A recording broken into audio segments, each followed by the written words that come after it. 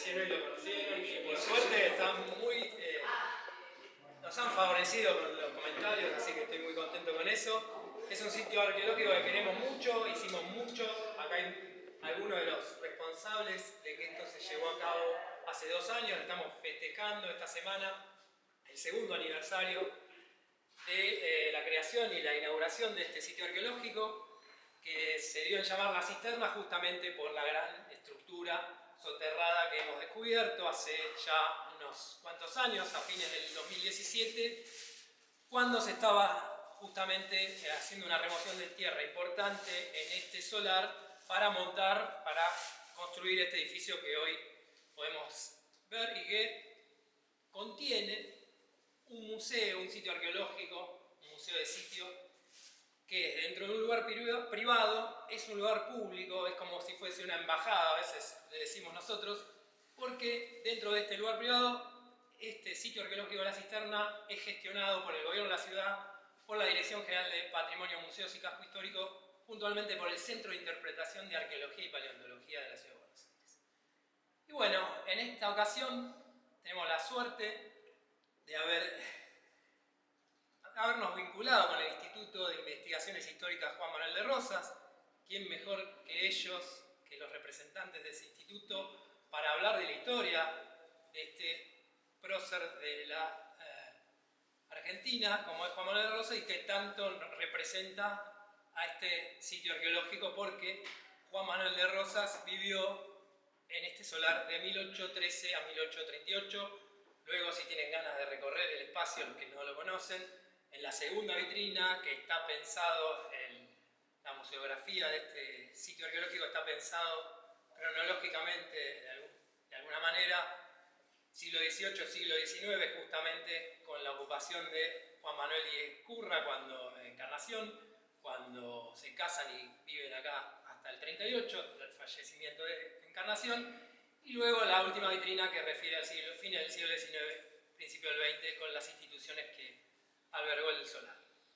Bueno, sin más, le doy la palabra a Pablo Vázquez, secretario general del Instituto, que nos va a hablar justamente de esta época de Juan Manuel de Rosas y esa predilección por el color rojo. Bueno, muchísimas gracias, Pablo.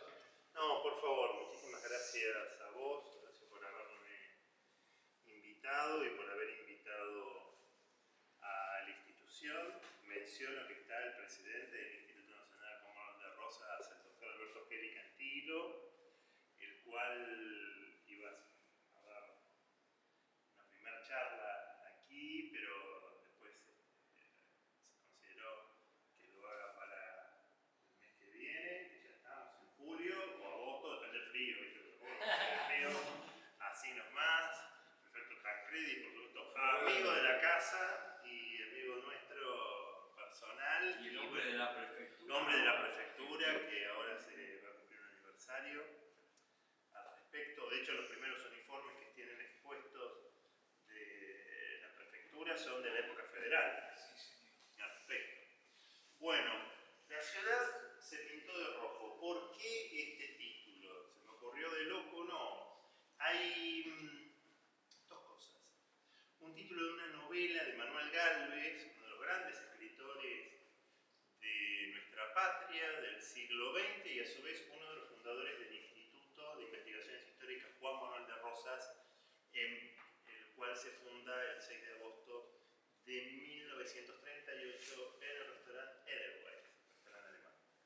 Ahí Manuel Gálvez va a plantear una de las biografías icónicas o más emblemáticas, mejor dicho, sobre Rosas, que es Vida de Juan Manuel de Rosas, de 1940. Digamos, hay en la Argentina del siglo XX, la figura de Rosas todavía era un vocablo maldito, pero a partir de la biografía primero de Carlos Ibarguren en los años 30, la biografía que realiza Manuel Gálvez en 1940 y una serie de trabajos que realizan autores de lo que se llamó revisionismo histórico, el cual obviamente están mayormente congregados en el Instituto de Investigaciones Históricas Juan Manuel de Rosas, dio por lo menos una perspectiva en la cual los años 20, 30, 40 se empieza a realizar. Todavía no estaba perdonado del todo dentro de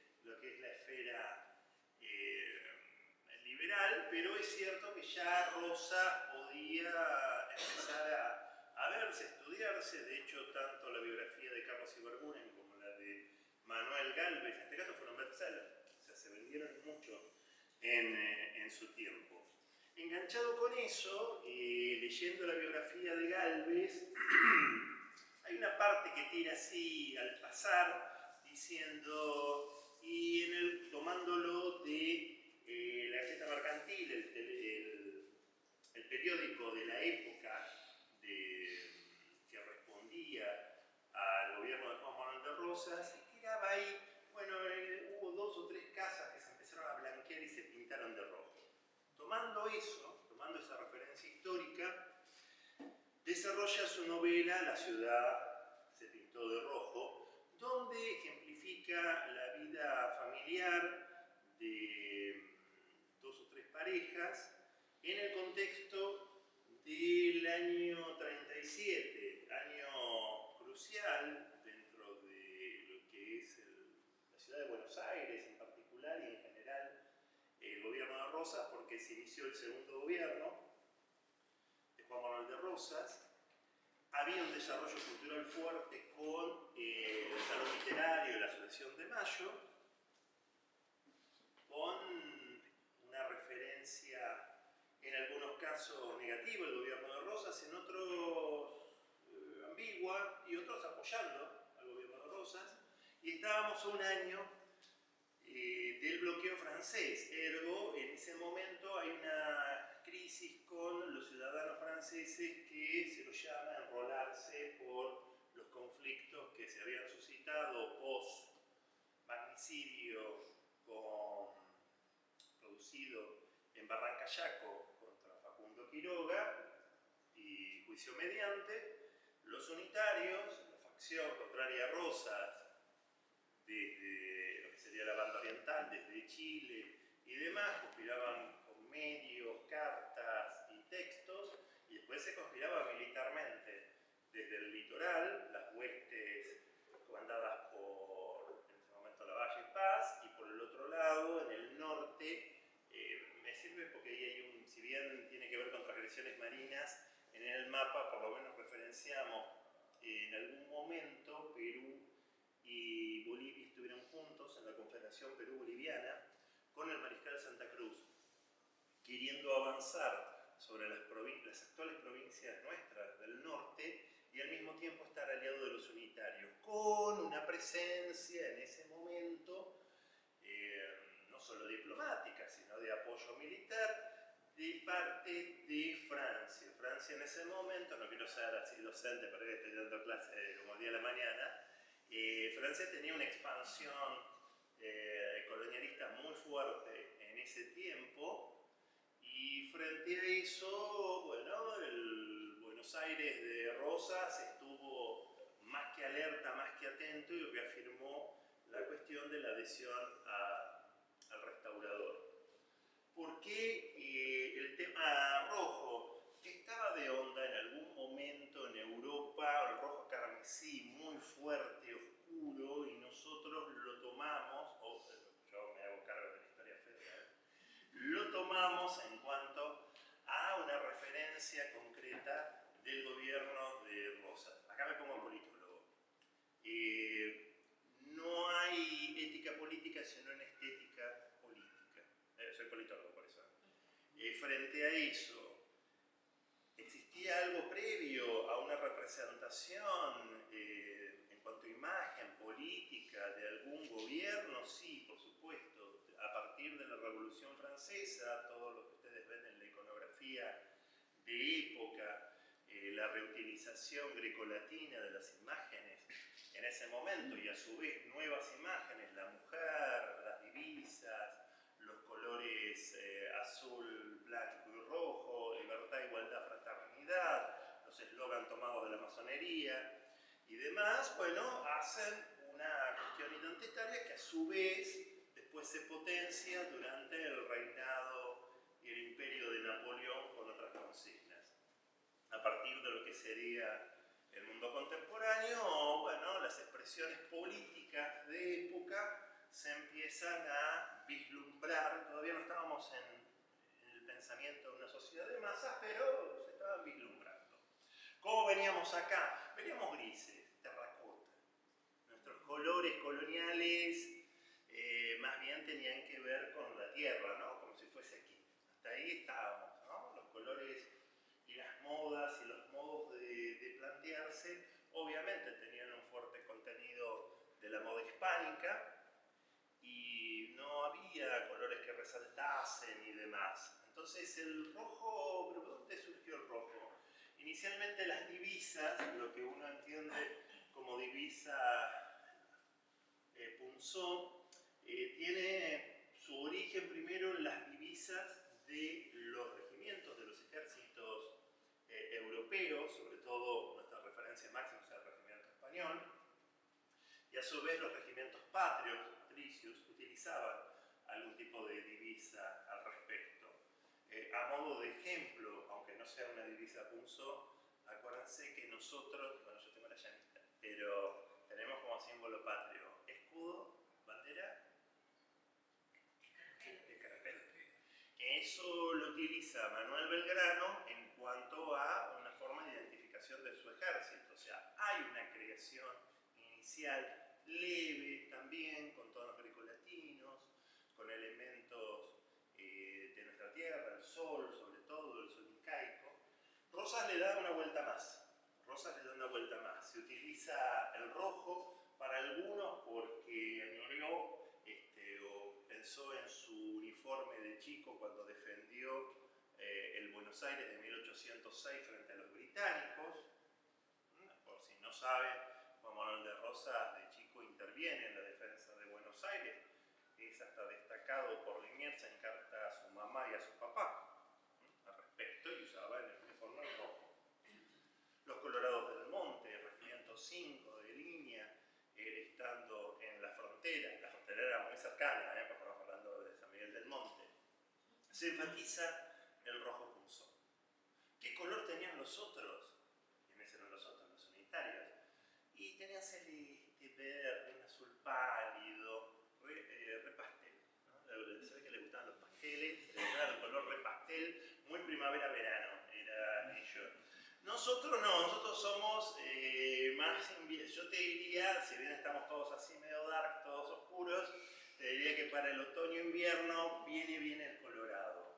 Y me pongo en estos colores porque, primero, lo que dijo Manuel Gálvez en cuanto a las imágenes rojo punzó. Segundo, que se vivía en la época, que se vivía en la moda. ¿Y qué voy a utilizar como referencia? El periódico La Moda, de un tal Juan Bautista Alberdi. Juan Bautista Alberdi, entre todas las cosas que hizo, se puso a chismear. Y dentro del chisme, que empezó a chismear, hizo una revista de moda. Yo que soy viejo, iba a citarlas para ti. O Burda, cuando hacían los tejidos, o alguna de esas. Porque ¿qué enseñaba? No sé si alguno leyó La Moda del 37. Lo que hace Alberdi, muy cool, es decir, bueno, para ser un varón o una mujer con onda, tiene que vestir, hablar, moverse, leer, escuchar música de determinada forma, siguiendo parámetros sobre todo de Europa. Pero también pone un ojo y un oído en lo que pasaba acá. ¿Qué tira en el número 3 del periódico La Moda? Dice, bueno, mire, en las modas, en el título Modas Políticas. Bueno, la verdad que está de onda en Europa, él ya tiraba, está de moda en Europa para los varones, colores oscuros, así como negro, marrón, las mujeres, el azul, violeta, verde, que son los que traen las telas, lo que él vio y las telas y aquellos que tienen referencia de Europa. Pero es innegable que el rojo es el color no solo de moda, sino que ha afincado en la cultura popular de la época. Si es un color que ha afincado en esa cultura de la época, debe ser respetado. Juan Bautista Alberdi,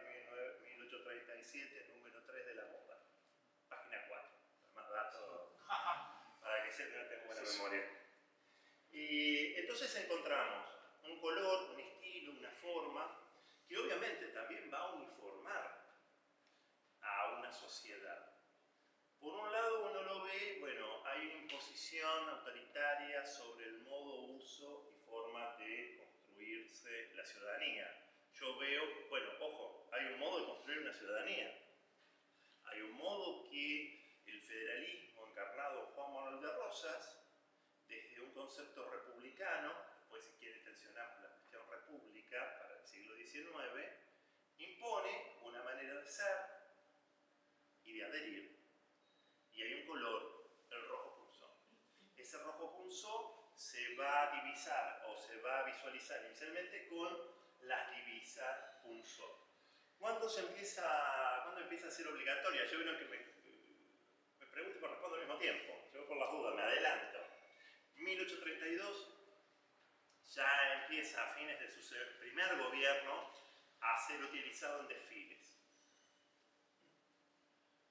Esto se va a enfatizar mucho ya en su segundo gobierno. En el primero se establece que, bueno, tiene que haber para la construcción y para la identificación del buen ciudadano el motivo de una divisa punzón. ¿Cuáles son los conceptos? Son parecidos a los que ustedes ven aquí en los platos. Federación o muerte.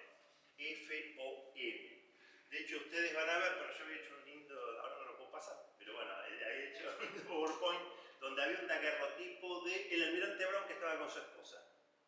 1842. Estaba muy sentado, muy orondo, muy viejo, y sentado con el almirante Brown, en su uniforme tenía un óvalo bordado, FOM, Federación o Muerte. Para las altas jerarquías, acuérdense que no solo era almirante, sino que era brigadier general en el marco de la Confederación Argentina, el modo de utilizar, de conceptuar su adhesión al rosismo es con FOM.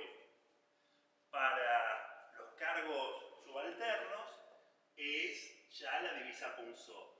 Explicita la ley que sale de obligatoriedad de la divisa punzó para los oficiales de Estado, inicialmente, viva la Confederación Argentina o Federación o Muerte.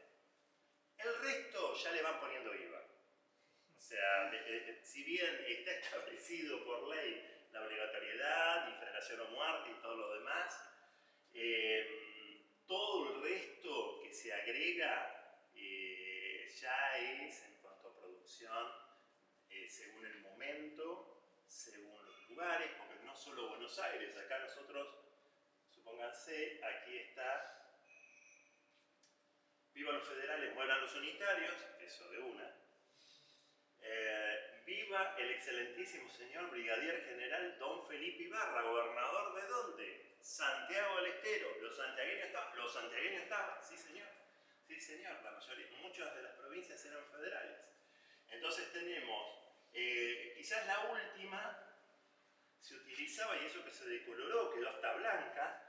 Viva la Confederación Argentina, mueran los salvajes, asquerosos e inmundos unitarios, ya le mandaban, ¿no? Y muera el loco traidor salvaje unitario Urquiza. Eso estamos hablando 1851, 1852 hasta Casero. Ya después esas volaron, ¿no? Después volaron cuando ganó Urquiza. Entonces tenemos lo que yo les decía, lo de federación FOM, Federación o Muerte, la que se estilaba, que puede ser de este lado o no, que usaba el varón, como debe ser, chaleco punzó, rojo punzó, ya empezamos a ver un estilo. Dentro de ese chaleco tiene la divisa, por supuesto el saco, el pantalón. ¿Qué otra cosa tenía que hacer? Yo si estaba en esa época, podía haber estado o me pegaban un cachetazo por no ser federal. Por ahí me pegaban un cachetazo. ¿Por qué? Porque el pelo estaba bien. Yo no sé cómo se van a enfrentar gente más bajita, pues yo tengo casi 2 metros, ¿no? Vieron que la gente era mucho más baja. Pero ponele que se me hubiesen enfrentado, o en el caso que esté él, no teníamos problema en la barba, porque para ellos les gustaba la barba española. Que si ustedes ven alguna imagen, a ver si pasamos alguna, tenés que pasar. Encontramos alguna imagen con algunos, ahora ya les explico esto de qué es.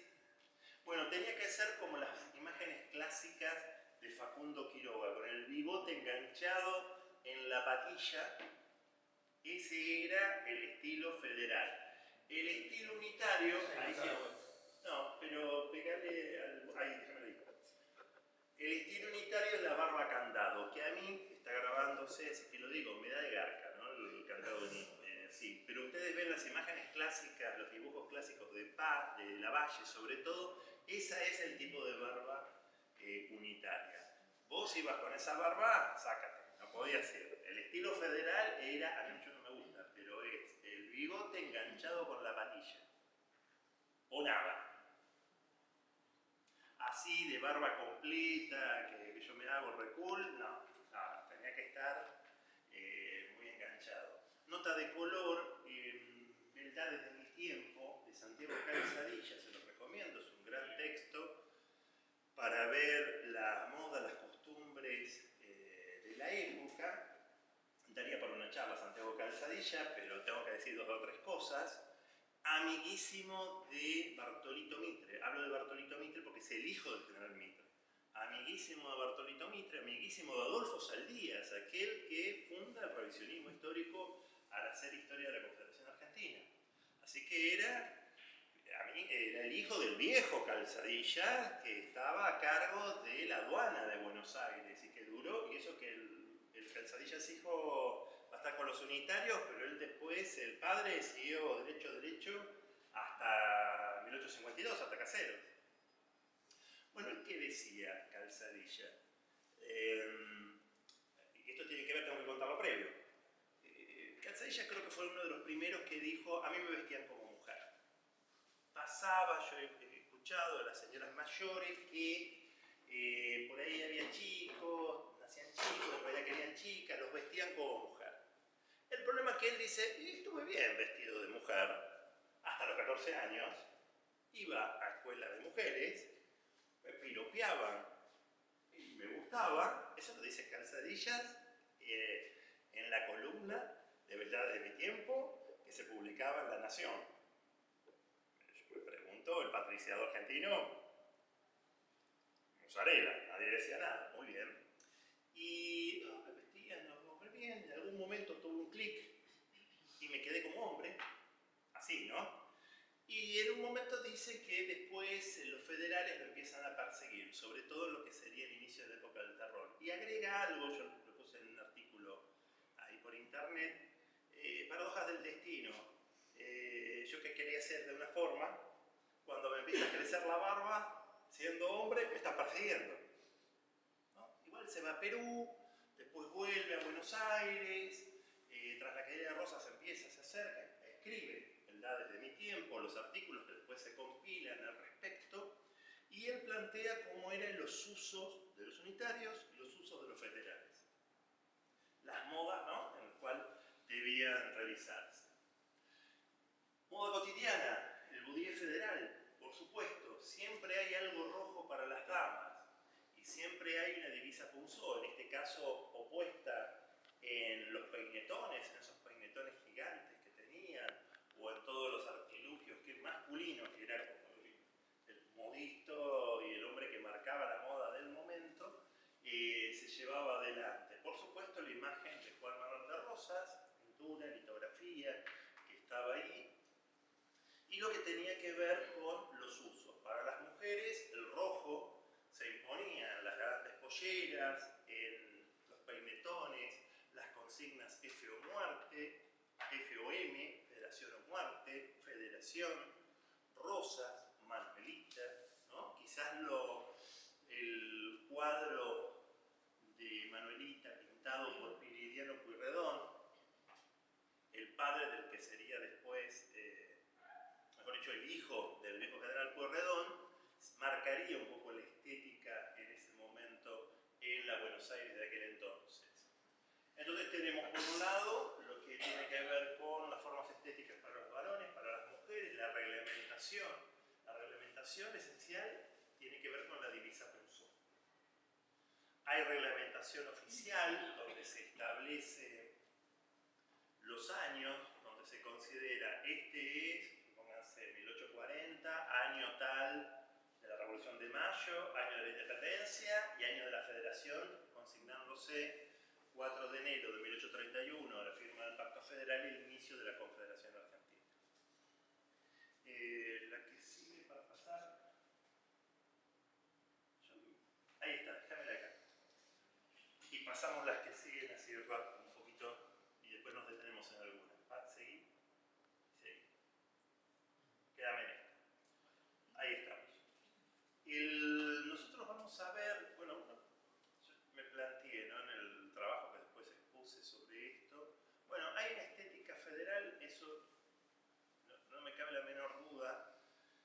Si la estética se refleja a nivel político en la forma de vestir, hasta en la forma de hablar o no hablar, en las formas que uno debe expresarse, en la moda que uno utiliza, hay una arquitectura de la revolución, así como, perdónenme, hay una arquitectura de la revolución peronista a mitad del siglo XX, en 1950, que es obvia, les guste o no, hay edificios, construcciones, cuestiones iconográficas, desde el chalet californiano hasta las construcciones que tienen que ver con el primer peronismo o el esbozo del monumento a Eva Perón, que va a ser un Perón gigante en la zona de Recoleta. Digo, bueno, si hay una construcción estética, política, existe en los edificios. ¿Se puede distinguir un edificio federal de otros? Es difícil. Hubo sí un arquitecto francés que él diseñó. ¿Tenés para pasar? Sí. Es este, ¿no? ¿Cuándo lo hace pasar por acá? Sí. Un arquitecto francés durante el primer gobierno de Rosas que empieza a esbozar una serie de construcciones alegóricas en cuanto a homenaje en 3 planos. Hay unas que iban a ser permanentes, hay otras que iban a ser temporales y otras tenían que ver con temporales por algunos agasajos oficiales o por festividades, sobre todo las fiestas mayas. Y después hubo un tipo de construcción en los cementerios que paradójicamente es lo que más perduró. Entonces tenemos tipo de construcción. Aquí se utiliza todavía la lógica de la pirámide, ¿vieron la pirámide de Mayo? Que a su vez es una lógica traída de Oriente, de Egipto, que después es reconfigurada por lo grecolatino. Se le agrega elementos, por supuesto, color rojo, y a su vez distintos banderas y demás. Después vamos a ir a la bandera federal. Aquí hay iconografía que después se iba a realizar, la francesa, y de hecho él diseña lo que iba a ser el gran monumento federal, que iba a ser el monumento por la expedición al desierto. Iba a estar ahí en Plaza de Mayo, con esta simbología mucho más grande, piramidal. Él elabora, si ustedes ven en algunas publicaciones, los diplomas que se le da a los expedicionarios, con algunos símbolos masónicos, porque él era masón, así que también elabora él en Francia y en Brasil, donde estuvo también trabajando, también con distinta grafía egipcia y demás. Al respecto, por eso la cuestión del obelisco, la cuestión de las construcciones en alto. Esta base también es elaborada con distintos motivos en cuanto a referencias del federalismo, con las consignas Federación o Muerte, Vivas como el de Rosas, alusivos al Pacto Federal. Acá sí es lo que más ha quedado, que tiene que ver, él había sido planteado, Hayers, una intervención en lo que iba a ser el cementerio de la Recoleta, para hacer un panteón de los próceres, que no se llevó adelante, pero que iban a estar rodeadas las figuras principales de nuestra independencia. Y sí hay un objeto, hay una construcción que ustedes, si fueron por Recoleta y habrán pasado pasado y nosotros hacemos permanentes homenajes en diciembre, que es la bóveda de ¿quién? De Manuel Dorrego. La bóveda de Manuel Dorrego la hace él. Es lo único que ha quedado en pie de lo que sería una iconografía pretendidamente federal, o por lo menos de un arquitecto que fue pedido en la época de Rosas, en su primer gobierno, para elaborar una serie de construcciones, tanto de edificios públicos, ampliación del hospital, desarrollo de las plazas, construcciones que tienen que ver con imaginería política republicana, y a su vez la intervención en los cementerios. Lo único que quedó en pie es el actual bóveda de Manuel Dorrego, que está casi al inicio en el cementerio de la Recoleta.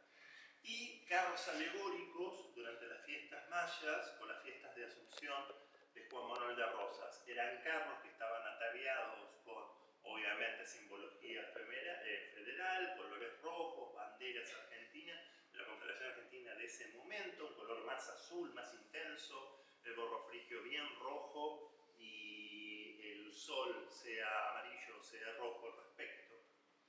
Y eso era tirado o por caballos o por los adherentes de la Sociedad Patriótica Restauradora del momento. Acá yo les muestro lo que les decía, cómo él elabora, el arquitecto. Este iba a ser la base del monumento a los expedicionarios del desierto. Léase, dedicado al valiente ejército expedicionario, al mando del brigadier general Juan Manuel de Rosas, el gobernador y capitán general de la provincia de Buenos Aires. Por tanto, se firma y se determina.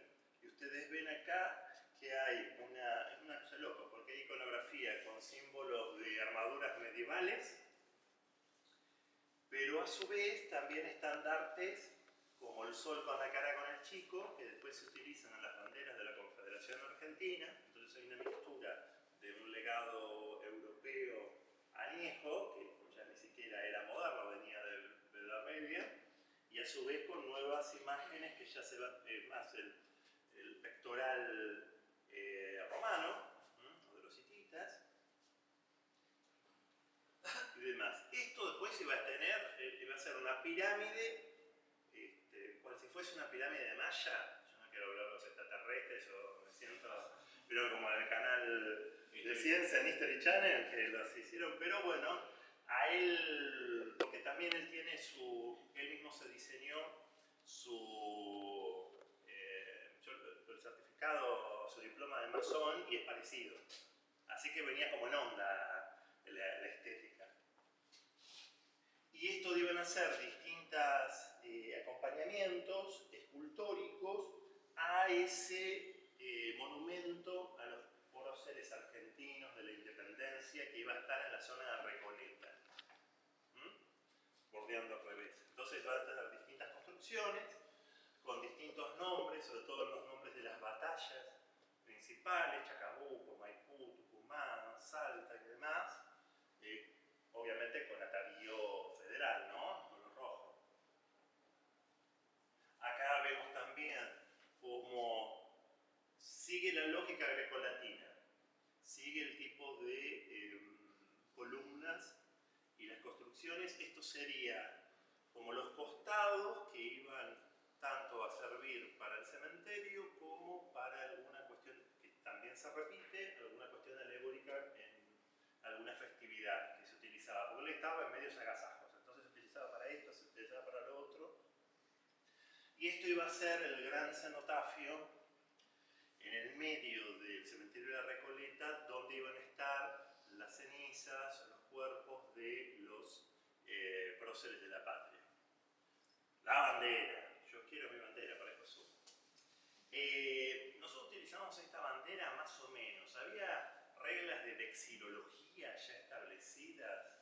Vexilología es el estudio de las banderas. No sé si vieron, hay estudios al respecto, los colores, las formas, o si vieron un capítulo de Big Bang Theory, Sheldon Cooper expande las banderas y habla de la vexilología. Así que en ambos casos tienen esa referencia. Viva la Confederación Argentina, mueran los salvajes unitarios, de cajón, esa iba de cajón como las los gorros frigios, bien colorados, en el medio variaba, podía ser la cara del sol, ponían a un chico, así como si fuera Mirko, ¿vieron el hijo de Marley? Uno rubio, y en este caso representa un batallón militarizado. No sé si te puse otra bandera, no, pero hay banderas que simplemente, o sea, esto es lo fijo, los gorros frigios, 4 gorros frigios, en el medio un sol o un sol con una cara, o al Mirko, no se lo van a olvidar más, y el color azul muy fuerte, casi negro, a diferencia de los unitarios, que la bandera que los identificaba era celeste y blanca o con colores verdes. A ver qué me falta para no hacerlo muy largo. Hay un elemento que ustedes no me preguntan, pero yo se lo contesto. Digo, ¿y la estrella federal dónde está? No estaba. Y me preguntan, ¿cómo no estaba? Pero si joden, sobre todo nosotros del Instituto Juan Manuel de Rosas, cualquier publicación tiene estrella federal, hablamos de estrella federal, no está la estrella federal, no está la estrella federal. Anduve buscando tanto, ¿ustedes cómo buscarían esto? Bueno, en principio pueden consultar los 3 tomos de Pradede, en realidad es un texto que había realizado a principios del siglo XX y se reedita en los 70 con estudio preliminar de Fermín Chávez, que fue miembro y presidente honorario del Instituto Juan Manuel Rosas, un gran historiador. Son 3 tomos, entonces ven toda la iconografía, hasta la actual, Bertorcián, el retrato oculto, el retrato imposible, los retratos Juan Manuel de Rosas. Bueno, recorren todo eso, van al Museo Histórico Nacional donde están los elementos que Manuelita, su esposo, donaron en nombre de Rosas al museo, aquí en Parque Lezama. Van a otros museos y van a, bueno, no, dicen, bueno, pero Buenos Aires, viste, son medios así, qué sé yo. Por ahí en la provincia encuentro la estrella federal. Bueno, me voy a Luján, ¿no? Me voy a Luján, voy ahí al Museo de Ludahondo, no, tampoco encuentro estrellas federales. Bueno, me voy a las provincias, bueno, me voy al Museo de Santa Fe, porque era muy amigo de Estanislao López, el patriarca de la Federación, y hay muchas cartas expuestas de Rosas, mucha iconografía, tampoco. ¿Dónde está la estrella federal? Bueno, hablando de, volvemos al principio, cuando hablé que en 1940, 1930, 1940 hubo una gran divulgación en lo que tiene que ver con la temática federal, sea desde textos que hizo Héctor Pedro Blomberg, La pulpera de Santa Lucía, La mulata del restaurador, textos que eran de divulgación sobre la historia federal. Héctor Pedro Blomberg también hizo guiones de radioteatros, hizo uno muy simpático que era La Rosa de Caseros, por Radio Prieto, Radio Prieto, con imágenes de Urquiza de Rosas, donde la protagonista era una jovencita actriz que empezaba en los radioteatros, una tal Evita Duarte. Bueno, Evita Duarte, cuyo guionista era Héctor Pedro Blomberg, protagoniza La Rosa de Caseros. Héctor Pedro Blomberg es el primero que tiene temática federal. Después va a haber otros guionistas, que va a tener justamente, ya que seguimos con esta actriz, Evita Duarte, Francisco Muñoz Aspiri, quien junto a su hermano José Luis Muñoz Aspiri, padre Pepe, va a integrar el Instituto Juan Manuel de Rosas y va a tener una fuerte impronta federal en algunos textos, sobre todo las mujeres importantes en la historia que ella protagonizó en radioteatros en 1945, pero me vuelvo un poco al siglo XIX. Bueno, en el siglo XIX la estrella federal no está. ¿Dónde está? Aparece en 1940 con un autor, Ducrot, que hace una novela, La Estrella Federal, que tiene un éxito total. Es como, bueno, acá tendrá 50 sombras sobre Gay, ¿no? Las novelas, pero en ese momento, en 1940, fue el bestseller La Estrella Federal. Fue tan fuerte, en los años 30 que realiza esa novela, que el federalismo, los que adherían a los federales en ese momento, la adoptan. Y a partir de ese momento, la Estrella Federal, desde el Instituto Rosas, creado en 1938 hasta hoy, con distintas agrupaciones, hasta políticas, sindicales y demás, la Estrella Federal es un símbolo del federalismo. ¿Se usaba en la época de Rosas? No. En el texto de Prader, un solo libro, según Fermín Chávez, encuentro que tiene una imagen de Estrella Federal que era dedicado a Manuelita, y hay un periódico del norte tucumano que se llamaba Estrella Federal. Pero después, en toda la iconografía, la Estrella Federal en el siglo XIX, no. A mí no me la sacan la Estrella Federal, pero digo, es más una recreación de los años del siglo XX. En los años 20-30, donde se adopta, y es tan fuerte que nosotros, cuando se crea el Instituto Rosas, es adoptado. La idea de esta charla, que tenía más imágenes, discúlpenme, pero no enganchamos con el JPG y todo y el formato, es básicamente tener alguna idea de por qué la estética federal. Y mi respuesta, por lo menos la que yo puedo dar, es que primero hay una idea de construcción de ciudadanía postcolonial. Saltamos de la colonia en el marco independentista hacia una construcción de un nuevo sistema político, ¿cuál empezó en tensión? Inicialmente te digo, república, sí, ¿qué tipo? La república del siglo XIX, una república más bien para algunos aristocrática, para algunos autoritaria. En este caso hay un ideal republicano popular con un fuerte contenido de bajada de mando único, con Juan Manuel de Rosas, con signo autoritario, sí, sobre todo en el segundo gobierno, pero uno no debe dejar de pasar la marca de esa construcción de ciudadanía del momento. Hay algo que me olvido y se los digo por si alguno me pregunta. ¿Y la mazorca? Ah, la mazorca. Bueno, ¿qué pasaba en ese momento? Cuando Rosas va a la expedición al desierto, ¿se acuerdan que habíamos mostrado alguna imagen de lo que fue la expedición al desierto, 1833? Se produce una compulsión en Buenos Aires, hay una pelea interna. Lo puedo decir porque esto va a ser en el ámbito nacional y lo digo con todo cariño, ¿no? Como si hoy fuese acá entre Macri y Larreta, ¿no? Hay una pelea interna entre federales. Lomos negros, cismáticos, apostólicos, entre los que seguían a Rosas y aquellos ex que habían estado con Dorrego y querían como una vía independiente fuera de Rosas. Eso va a generar en octubre del 1833 lo que se llamó la Revolución de los Restauradores.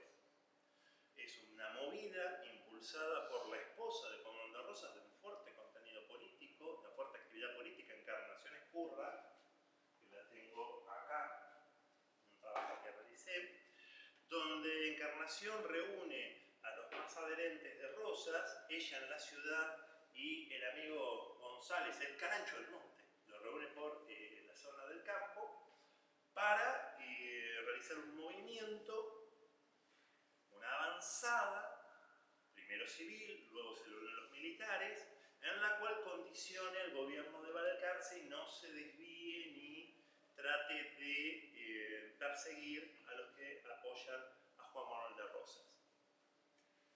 En esa revolución de los restauradores se inicia o se organiza un club político, al mismo nivel del club político español. La Sociedad Popular Restauradora, que son las figuras más importantes, los hijos del patriciado, los hijos de las familias más importantes de Buenos Aires estuvieron en la Sociedad Popular Restauradora.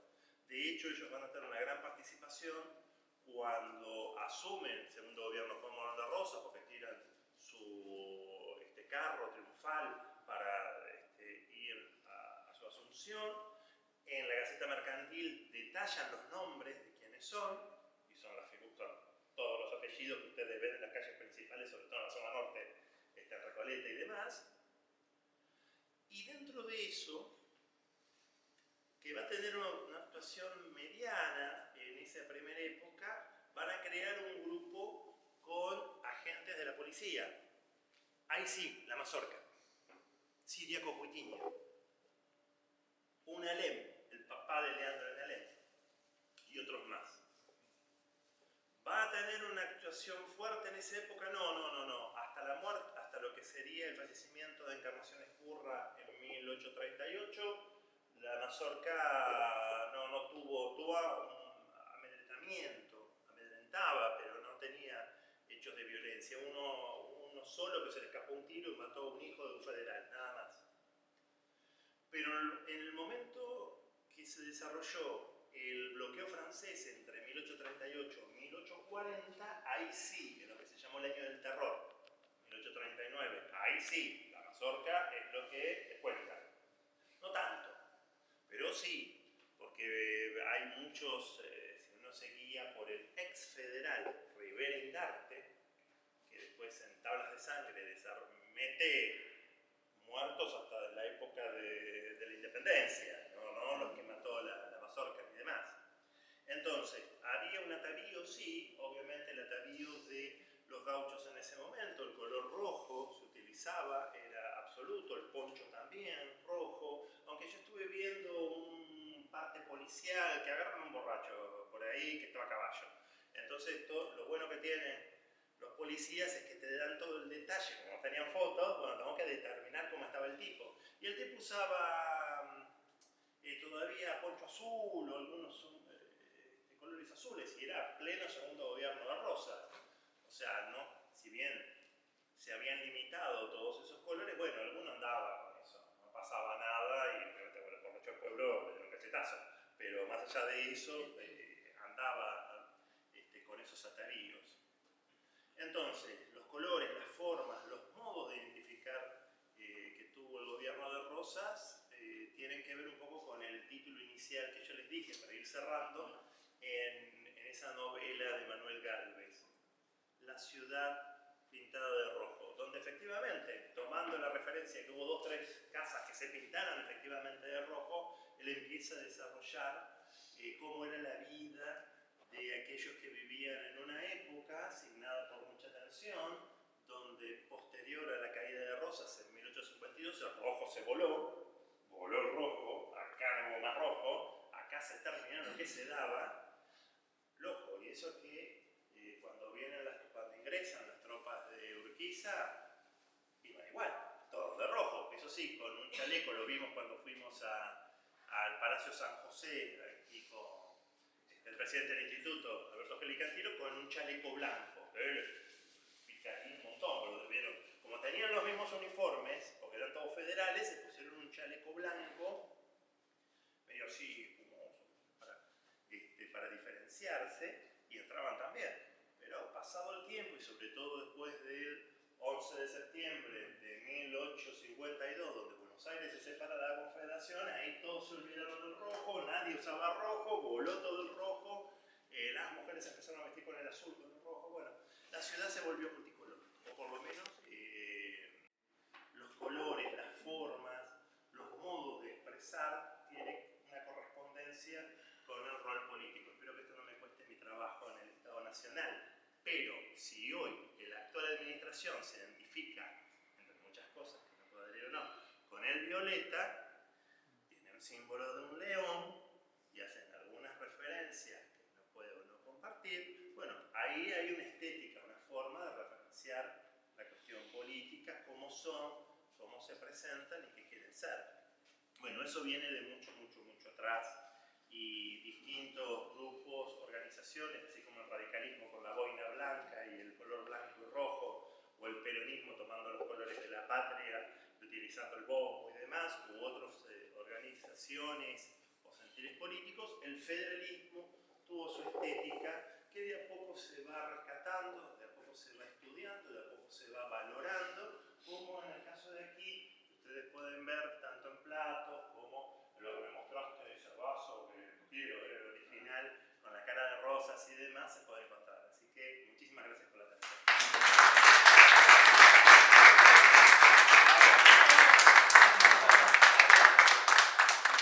Antes de pasar a alguna pregunta que tengan, si quieren también tenemos unos cafecitos que pueden tomar.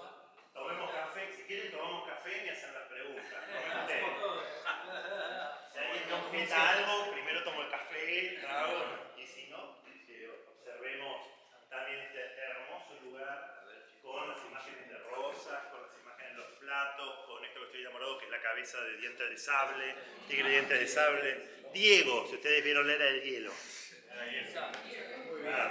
Bueno, y además hay que decir que esto es la primera charla de una serie de charlas que queremos establecer con el Instituto, que tiene que ver con este momento de la historia argentina, y que bueno, una de ellas va a ser también, justo nombraste al tigre de dientes de sable. Sí, tengo que hablar de los naturalistas en la época los de naturalistas Rosa. y Rosa, que nosotros hacemos referencia a ese encuentro tan increíble que han tenido Darwin y Juan Manuel, justamente en la época de la campaña del desierto. Vamos a hablar de modas, ya Rafael ya va a hablar el día acá de modas, es amiga de la casa, el doctor Alberto Calicantilo sobre la historia de Juan Manuel de Rosa, Miguel Ángel Lentino también va a hablar del tema de Rosa, y todos los que estamos en el instituto vamos a venir a hablar. Vamos a venir a hablar de moda, de cocina. Me prometieron, hablo. Eso porque también hacemos referencia a la comida. Hablo, la comida, qué comía Rosa, qué se comía en la época. Está encadenado también. Tengo